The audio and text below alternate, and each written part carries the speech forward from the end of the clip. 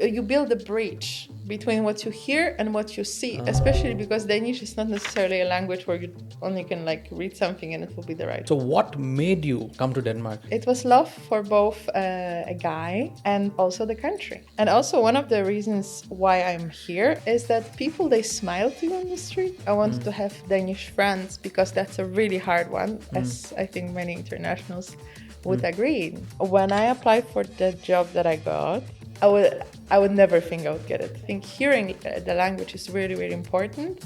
So everything from like podcasts, how's it called? The books that you hear to. My approach, and I do it with the next language, and I feel it also works, is to see the movies on, let's say, Netflix in that language with the subtitles in that language. In this episode, I had a conversation with Paulina. Paulina is a young multilingual professional who has transformed her curiosity and creative thinking into a thriving career. Starting out in the hospitality sector, she now specializes in front end development and digital marketing in a leading Danish company. In this episode, Paulina shared her methods that help her learn Danish quickly, some tips for balancing cultural differences in daily life, a common misconception about integration in Denmark, and many more.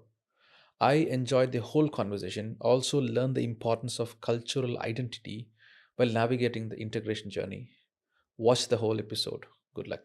Pauline, thank you so much for being on my podcast. It's a privilege or honor to have you to feature in my podcast. Thank you so much for inviting me. Yeah. I'm very happy to be able to contribute to your podcast Yeah. because I would like to advocate for internationals in Denmark. We're going to talk a lot about internationals today.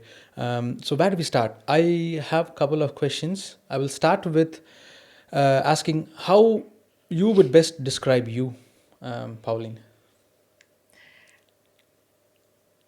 Okay, let's go basics. Yeah. My name is Paulina, Yeah. 27 and a half. Mm-hmm. Made in London, born in Poland, Okay. living in Copenhagen. And I'm a European because I think it's really hard to put words on who I am today. I'm very many things, but I'm originally Polish by citizenship. So, when did you come to Denmark and how long have you been in Denmark? I came to Denmark in the spring of 2016, and it has been 8.5 years now. Okay. So, what made you come to Denmark? There could be many reasons, but what was your reason? It's definitely a typical story that a lot of girls has to tell. It was love. Okay. It was love for both a guy and also the country. We met back in Poland. He's from my hometown, but he got a bonus Danish family as his mom is married to a Dane. And then I came to visit him when I was in high school, and I got catched by Denmark as well. And going to Copenhagen, I remember I said, you know what, I'm very bad in English, I'm very bad in school, but next year I'm moving here, no matter what. And he supported me from that moment. And also one of the reasons why I'm here, and I think it's still valid, is that people, they smile to you on the street. This is not a thing that always happens in Poland, because if you smile to somebody on the street in Poland, they will be like, what do you want from me? So it's more like without interest, people are just like smiling, they're positive here, and I love it. So you moved because of love. What were you doing back in Poland, and what did you do in Denmark? So let's start with your education. What did you do in Poland? I was in high school. Okay. I was working as a waitress in the weekends, running in my free time, and going to school. Okay.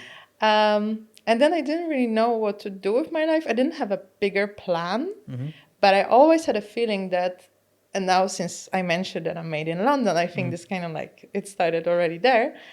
I always knew that I want to move abroad. Because I never felt like I belonged to Poland in many ways. I think I was outspoken. I was like too open-minded for it. So it felt very natural for me to move somewhere, and it ended up being Denmark. When I moved, I started to study hospitality and management. In Denmark? Yes, Okay. in Norway. And I dreamed about being a restaurant manager. Okay.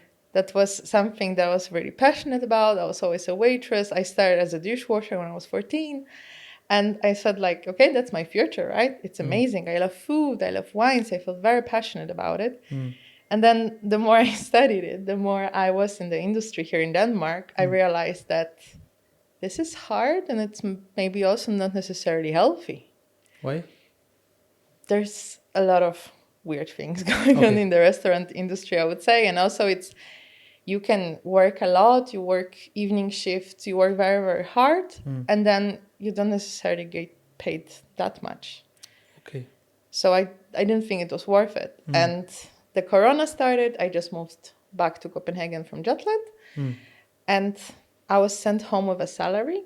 I was working in a very nice hotel, and then the salary was also good. So I was sent home in the COVID times, and I was like, okay, what do I do from now on?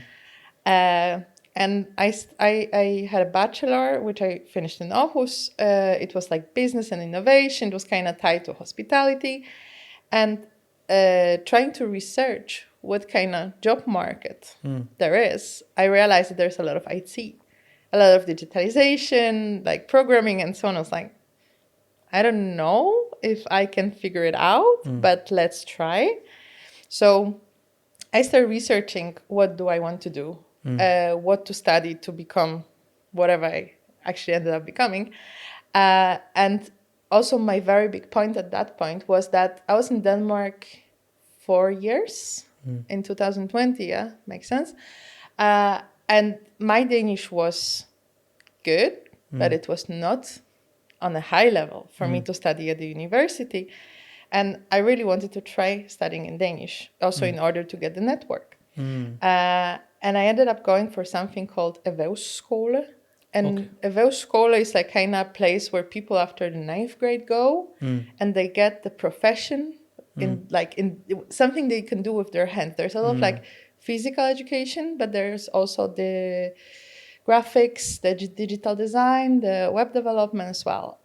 So I did that for 2 years. And you did it in Danish? Yes. That's interesting, because coming from Poland, and English is, I would say, ideally the language to bridge two countries, but you chose to pursue education in Danish. To be my personal experience with language is that, of course, I did some language courses, but my primary mode of communication is through English, because I was raised in India with an English medium school.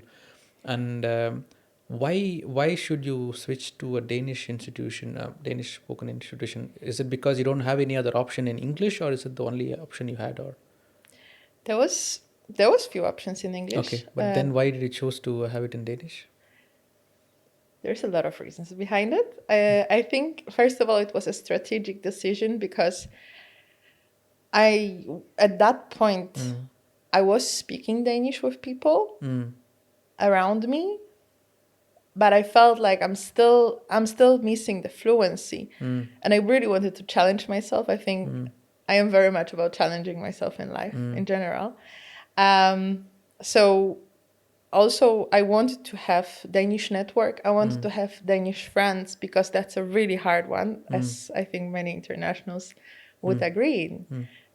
So that was like a natural choice for me. And also what I realized during my bachelor is that a lot of people, unfortunately, and I understand, I would definitely say understand, they go back to their home countries after they finish the studies, or they move somewhere else, which means that if you stay here as an international, you have friends all over the world, but you don't really have a network here, also in the professional terms. So that was one point. And then after 2 years, I was quite better in Danish, and I got Danish friends and I got education. And I promised my grandfather that I'll do a master's degree.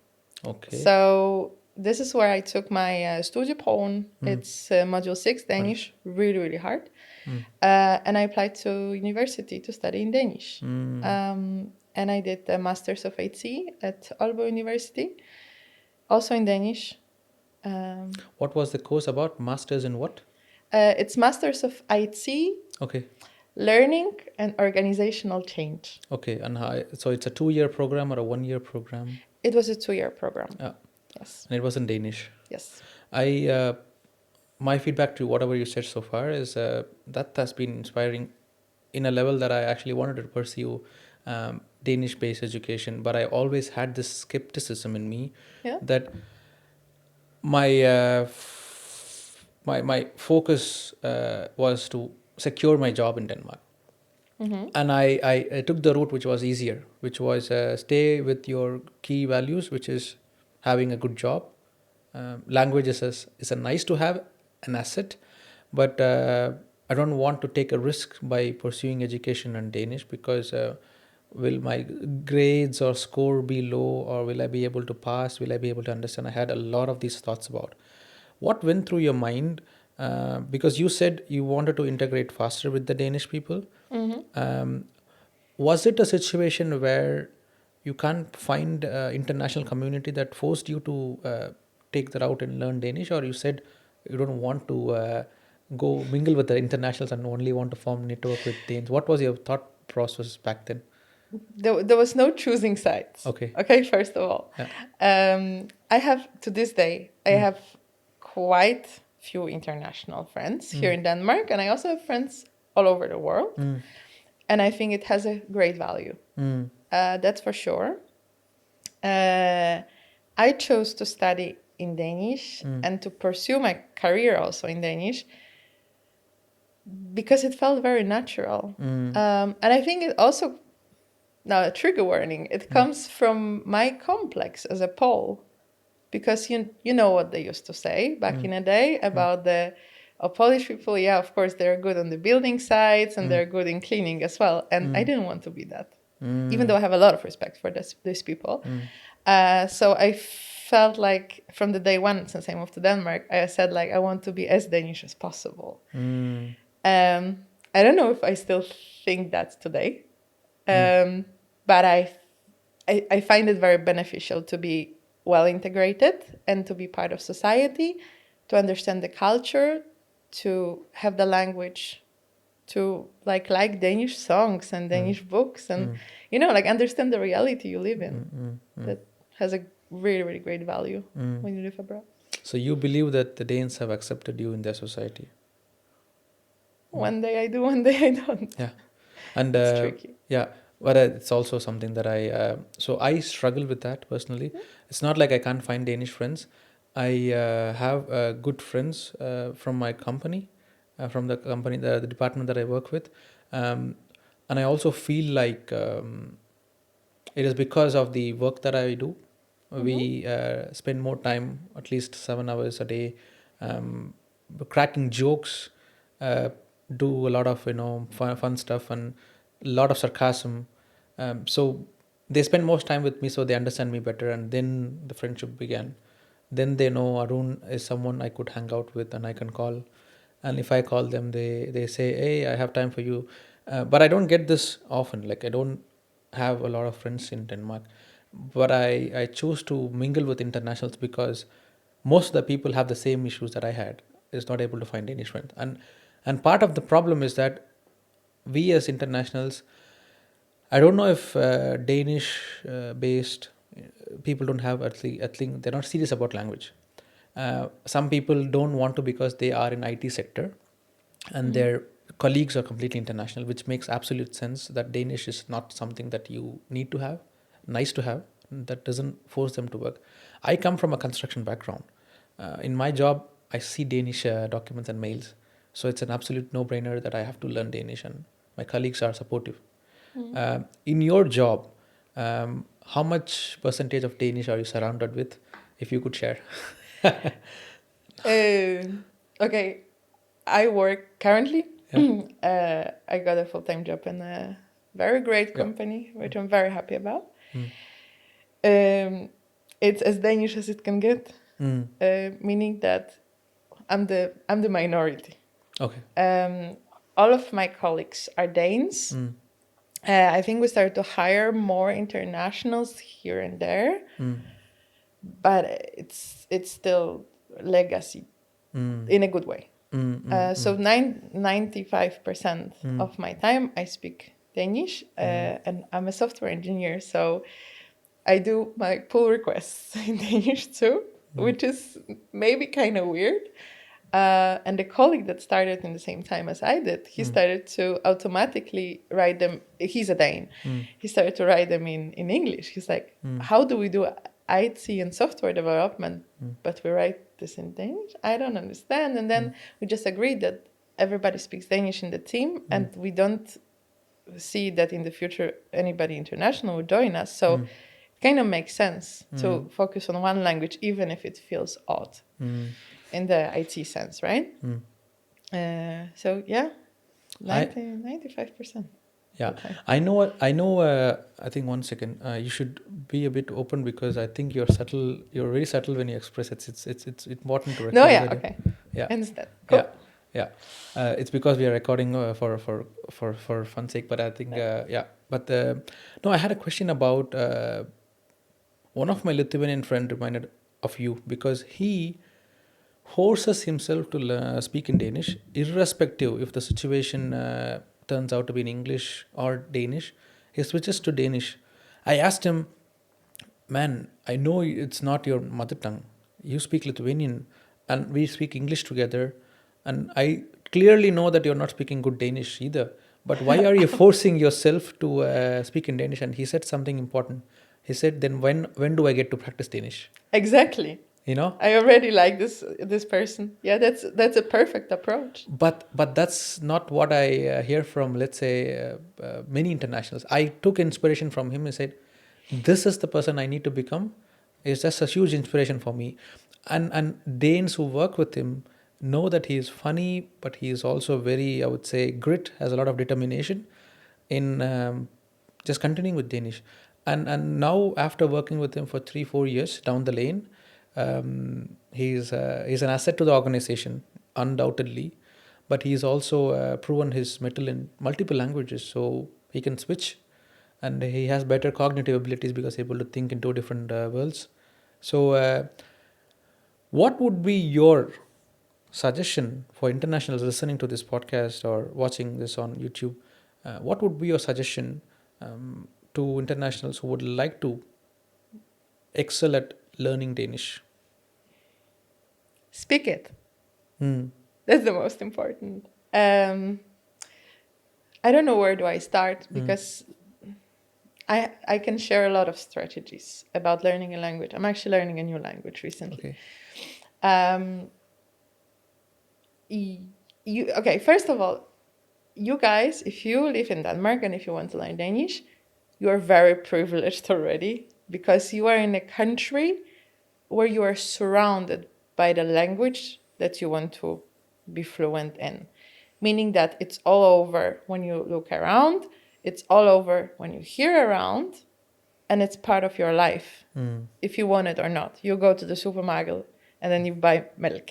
And it's like it's a kind of it's a part of your like natural environment around you. Be persistent.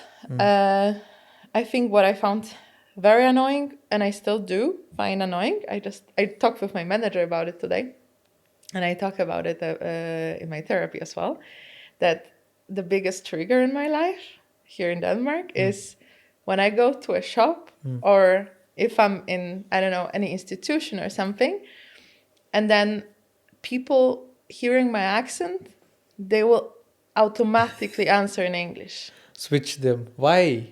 I'm like looking, I'm really trying to control my emotions in that moment. But for me, like in my mental load, I just hear like, you don't belong here. It hurts. I'm sharing something very personal. And I'm just saying like, undskyld, jeg taler ikke engelsk. And then I just continue in my fluent Danish. And then eventually if somebody will be like confused, I'll be like, I spent many years learning this language. I speak it 95% of my life. I think it's actually very disrespectful for you to speak English to me. Oh. Uh, and this is my approach. It may be passive aggressive, but I think, it's like I spend my time trying to integrate. I would like this to be appreciated. So stay persistent, and even going for the coffee or going to the supermarket, try practicing some small sentences. And even if they gonna answer you English, then say like you don't speak English, and you just go on in Danish, and be confident about it, because there is nothing wrong about not speaking properly, because everybody started somewhere. And also the country where I'm coming from, and I know that this is a mentality maybe of the whole Eastern Europe and maybe also Balkans and that areas, that we were taught in school that when we learn a language, let's say in English, if you don't know how to say it perfectly with the past tense, whatever else tense, I don't know the tenses, then you should maybe not speak, because you will just embarrass yourself if you don't speak properly. And this is exactly the worst thing you can hear when learning a new language. So speak it. Like, if you hear a lot of other internationals speaking English, nobody speaks perfectly. I think my English has gotten worse since I speak Danish, because I don't use it that much. I'm really trying today. And so just be persistent. And I think another strategy would be like to implement it in your everyday life, because going to this Sprogskole, I'm not sure it's going to give you a lot. Why? You are set in a group of people where nobody apart from the teacher speaks the language. That is true. And you have to practice. And I'm sorry, Danish, it takes a lot of training to pronounce it properly. So you are not able to learn the language of other people who don't speak the language. There's something, a missing puzzle in that game. So strategy, try to go for some language exchanges. Try to hear it. I think hearing the language is really, really important. So everything from like podcasts, how's it called? The books that you hear to? Yeah, the Audiobooks. Audiobooks, yeah. Lydbøger, what do they call them? Lydbøger. Lydbøger. Yeah. And also my approach, and I do it with the next language, and I feel it also works, is to see the movies on, let's say, Netflix in that language with the subtitles in that language. Okay, repeat. So I watch my favorite program in English in, let's say, No, Amazon it has to Prime. be in Danish. So it has to be a Danish movie. Yeah, let's say a Danish movie. Kærlig Hill med First Øjeblik, for example. Kærlig Hill ved første øjeblik, yeah. Okay. That's true. I saw the movie recently. Yeah. But then it has to be in Danish or English subtitle. Danish. Okay, then it is actually even more tough, right? Yeah. So I get to listen and I get to see them simultaneously. Why do you suggest that approach? Because this would work for me, honestly. Okay, so you get to hear, and then you also you so kind of like you build a bridge between what you hear and what you see, especially because Danish is not necessarily a language where you only can like read something and it will be the right way. Yeah, you have to eat half of it, what you see. I agree. Yeah, and then it's also fast, and I don't get to listen to phrases that are that fast in a language school. The fun fact is sometimes the language school teacher emphasizes words clearly, and then you go to the real world scenario where they're like, blah, blah, blah, blah. Exactly. It's faster. And you're like, oh. Wow, what? It's super fast. I like the approach that you suggested. Danish movie with the Danish subtitles. Let me try that out.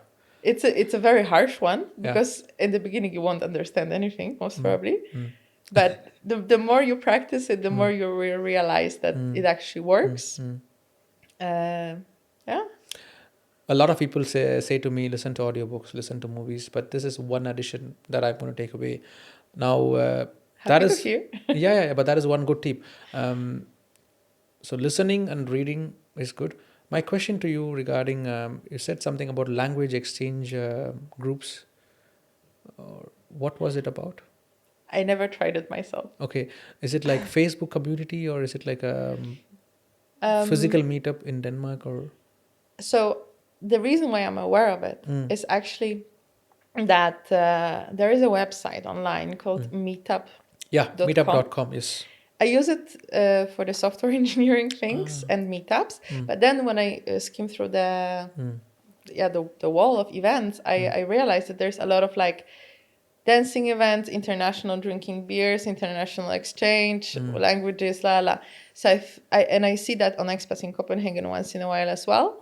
So I I believe and I know that there is a lot of Danes who are curious about the world and languages and would like to learn, I don't know, Spanish or Polish or Lithuanian, whatever, because Danes, they actually have international girlfriends and boyfriends. So that would be a great place to start. Also, a friendship and the social stuff, I believe. Cool. I absolutely never thought nor imagined getting to this place of inviting guests to my home for a podcast. And here I am. It's a dream where I feel like I'm just getting started. If you enjoy what we do here, please join by hitting that subscribe button. Here's a promise I'm going to make to you. I will do everything in my power to make the show as valuable as possible. Thank you so much. Back to the episode. First question from one of my very good friends. She's also a member in the WhatsApp community, and she would like to answer you because I explained that I'm going to interview a person who has a more or less the same journey as you had, but she struggles finding a job, and most importantly, the reason of her not getting a job is because she doesn't have Danish proficiency. Now, before we come to the proficiency part, um, she lacks experience within the field as well. My question to you is, when you were hired by the Danish firm, whatever your firm right now, were you considering yourself as an experienced professional in software development, or were you a beginner in that technology or whatever it is? Oh, tough one. Um, I would say I'm very good in selling myself, and I'm very good in being confident. Um, I already when I applied for the job, I was actually really really stressed about my situation because I was just about to graduate. I was very stressful writing my master thesis. There was also some private things happening that was not good, and I knew that I cannot stay in the company that I was working for as a student developer, student front-end developer for past 1.5 years at that point. So, and I didn't have the right to dowping, which is like another story. I lost it because I had it for too long time and so on. And I actually came back to waitressing at that point. And I think it's great to remember where you come from and you're able to work hard no matter the situation. When I applied for the job that I got, I would never think I would get it. Is it because you had less experience in the technology, or is it because you had a gut feeling that you will not be hired? What was it at that point? I thought that if I get that job, it will be a jackpot. So I applied for a lot of jobs in a lot of companies, and the company I was working for as a student, it's also a big Danish company. So it's not that I'm coming from some kind of a startup, but I thought it's a very big, very meaningful Danish media company, which is really Danish, and it sounds like almost a full stack position. There's a lot of technological stuff to know, and I just didn't know if I'm enough. So I applied, and I just hope for the best, because I also happened to visit Ligo together with the fellow students at that point. And we met that girl, and I hope she's really watching this or hearing this. Thank you, thank you, thank you. She's like this little blonde girl from, I think, South America or something. I'm not sure. Wonderful girl who gave us the whole speech about how, as a woman, you should especially apply for the jobs that you don't think you're enough for, because men are doing this all of the time. Maybe true. She gave some statistics. So I had that mindset that, okay, the worst case scenario is that they will not hire me, or they will just not see my CV. And the best is that I'm gonna get a job. And I ended up getting a job. So it went well, and my manager is quite happy for me. Now I'm 5 months in almost. And I really love my job, and I'm very passionate about it. So apply for everything, and there will be somebody who will appreciate you. How many jobs did you apply back in the days? When I was applying for the first full-time position last summer, probably around 100. 100 jobs? I would say so. I was just like, firing it out. And is it primarily through LinkedIn that you're applying, or you had a private, the company's website where they had link to apply, or how was it?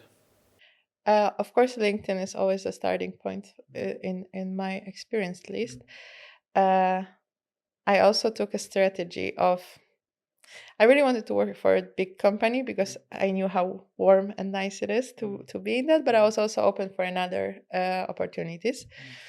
Um, LinkedIn, then the whole list of the companies that I would like to work for in Denmark, including Novo Nordisk and Ligo and all that fancy schmancy things. And I just went to their websites, and there was, I think it's called an open application. Yeah, like an unsolicited application. Yeah. Yeah. And I cannot pronounce it in Danish. This is something I cannot pronounce, so I'm not gonna do that. Yeah. And I just applied for all of these companies, trying to embrace what I can, what kind of background I'm coming with, and how diverse I am also in the tech stack and in the interest and so on. And eventually, I've, yeah, I think that, yeah, Google writes to people, especially the jobs you're interested at. This is like the good tip that I think everybody know by now, that you should always contact the person that is like listed. And you contact them whenever you apply. Not whenever I applied, but when I applied for the jobs that I really thought are a match, I would contact the person. You applied for 100 jobs, and how many jobs did turn out to that you kind of had a one-to-one conversation? Three. Three. And those 3 4 interviews have happened in Danish or English conversations? Yeah. I'm trying to understand, and that's the key selling point that I understand from you, because I I'm do actually think not sure. you're not sure that if it's the reason, but I suggest, or I think that's an important asset in any interview, because my perception towards interviews here in Denmark leave the technical roles of IT, but in non-technical jobs or any other jobs, indirectly or directly, they expect someone to know Danish, and because that's easier for any organization to just keep you integrated and informed, which I think is fair. But for a job like IT, you still have an extra cream on top, that you speak Danish, and then you learn programming. So maybe that is one of the key assets, or unfair advantage you have, speaking Danish. I suggest, I don't know, I'm not sure. I think IT is not to compare, really. uh, At least in my perception of this, because I think a lot of IT jobs in Denmark, you would probably have to speak English anyway, because it's a company language, because there's a lot of internationals working. So obviously it makes sense. I think it was just a coincidence that I happened to have these 3 interviews in Danish, because the companies were Danish. but do they have a corporate language English, but do they have conversations in English all the time, or is it Danish all the time? In my company, we only speak Danish. And the other two, I think they are quite Danish too. But again, I think it's a coincidence. And again, if you mention other fields than IT, then definitely it's an advantage if you speak Danish. Correct. Because I would also assume that there's a lot of Danish speaking companies out there. And also, what do I say? I would add that definitely a very big benefit of being integrated and speaking the language, which I realized when I started talking with some other friends who are international who also happened to apply for the jobs in the same time as I did, is that when I was looking for the jobs, I didn't really care if the job description is in English or in Danish. I was just adjusting, of course, my resume to it. But then I would be applying for it anyway, because of course I can do both. Whereas when they were applying, I realized that they have to browse through and they can only apply for the English jobs, which then makes the percentage of the possible jobs less. Yes. And and I think it's really, really hard. So if I understood your perception, like perspectives, yeah, apply for Danish jobs, or you have more options to choose from, and of course at some point it helps. A lot of spouses who move from their home country, especially in non-European countries, face the struggle of not being able to get hired because they are skilled, they are experienced, but when it comes to the literacy level of Danish, they tend to kind of, that's the deal breaker for any organization. I'm not sure if it's fair or unfair. I'm not going to be advocating about it. I think it's a big discussion. Yes. It's a political discussion. Yes. For sure. But to those watching or listening to this podcast, what are some of the things that they could start cultivating apart from the ones that you suggested? For example, watching movies and listening to podcasts. Is there any social groups or let's say international community that people could just put them out and then and try? Or I don't have answer for that question. First of all, I think we can maybe all agree that Danish society is not necessarily the easiest one to get integrated into, because there's this like lots of distance, and it can feel like a very cold culture when you come here for the first time. And I think also when speaking with my Danish friends, they also kind of agree that it's like it's easier to become, even though they love internationals. I have this group of friends from that school that I went to, and they love internationals, and they also work in like companies when it's both and so on, but they still think it's easier also in terms of the culture and so on. And I agree with that. It's easier to get friends who speak Danish and so on, right? I think it's really important that we're all curious about each other and we don't close out in our little boxes or bubbles. And I don't really have an answer how to start. I think it's an ocean that you have to just like hop into and try to be proactive. I think it's really important to be proactive when learning Danish and when trying to speak Danish, because people here, they will not be like, oh, how wonderful, you're here, you're trying. And that was not my experience, at least. So yeah, proactivity and just speaking it out and trying to get Danish friends in some way or the other. But it's a tough subject. Definitely. And one of the struggles that I face myself personally, even though I passed Poivo Dance High, is that I'm not getting the language into use. For example, I could easily talk to you in Danish for the whole conversation we had. As we just did. Yes. Yes. And you're very good in it. But I tend to think like, oh, what about my credibility as a person in Denmark?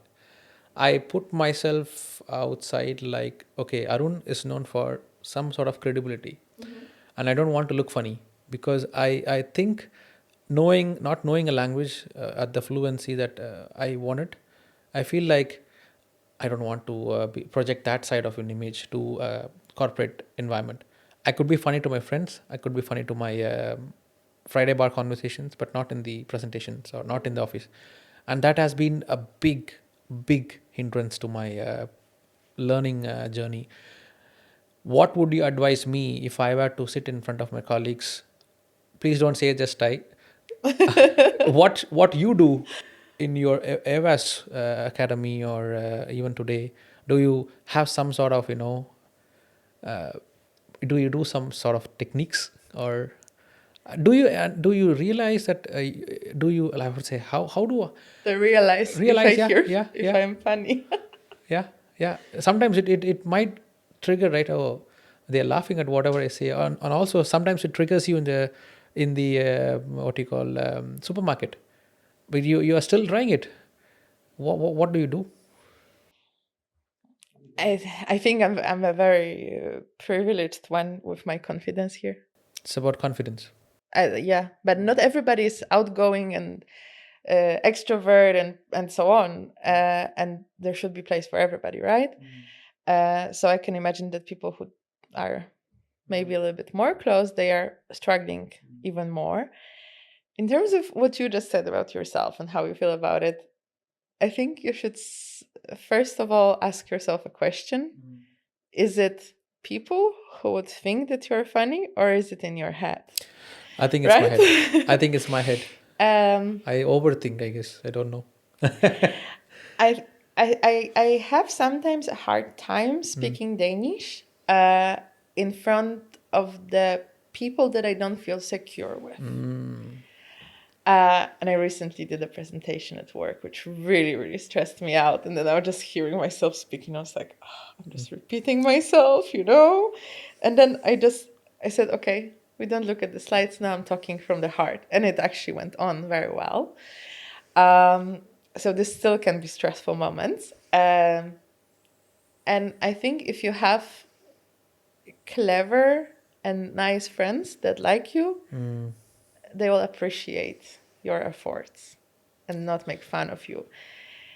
And the credibility, I cannot Credibility. really pronounce it. Yeah.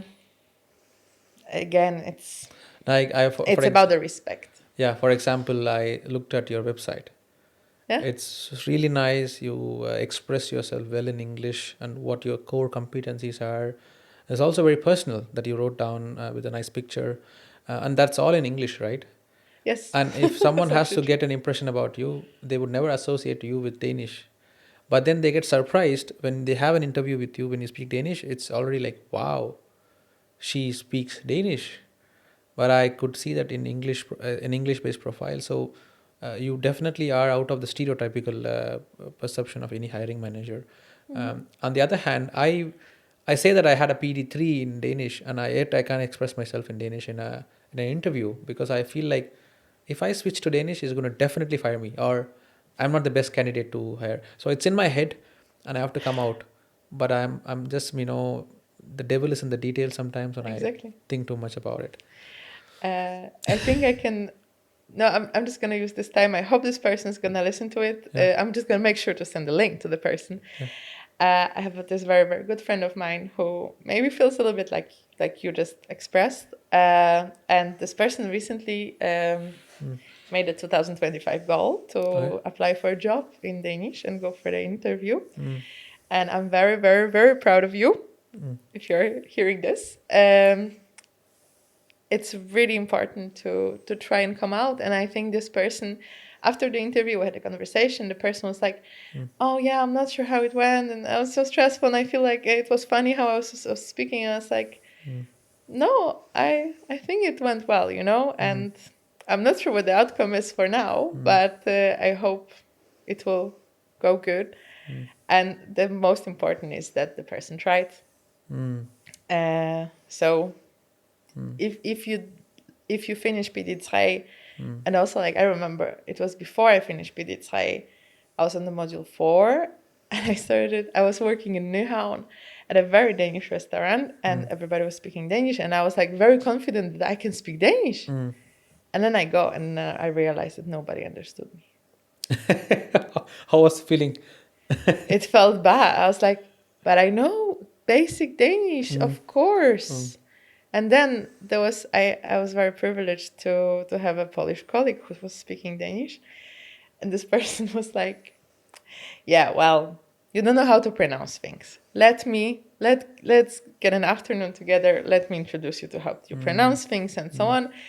And I'm very grateful for that afternoon because it made me think differently about pronunciation. And at that point, I started hearing more language. And the year after, I was actually confident about speaking, and it just went on and ended up being fluent. So yeah, suppose scholar doesn't necessarily make you fluent. It's your own job to become fluent in this society that is really hard to reach to begin with.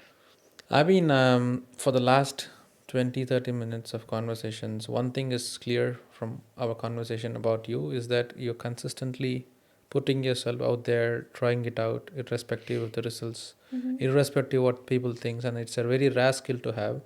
And my key takeaways from all our conversations is that just try, just speak, and no matter if the other side has understood you well or not, just keep trying.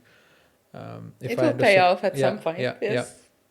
And I guess that is also one of my 2025 resolutions, to be better at the Munli conversation, the Very good. speaking Danish, the speaking part and listening part.